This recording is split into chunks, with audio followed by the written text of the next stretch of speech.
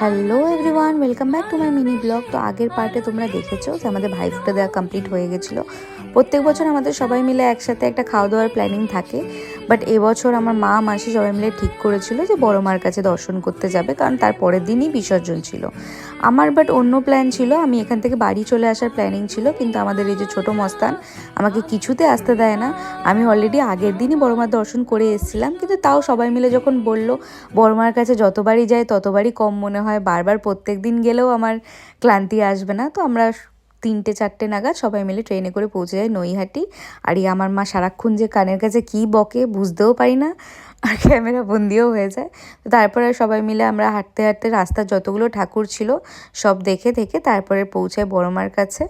আমরা যেহেতু একদম 4টের সময় দুপুরবেলা টাইমটা গেছিলাম, তো খুব একটা ভিড় পাইনি। হ্যাঁ, ভিড় তো অবশ্যই ছিল, বাট খুব একটা আমরা ভিড় পাইনি। তো তোমরা কে কে এই টাইমে গেছো আমাকে অবশ্যই কমেন্টে জানিও। আর stay tune for next part.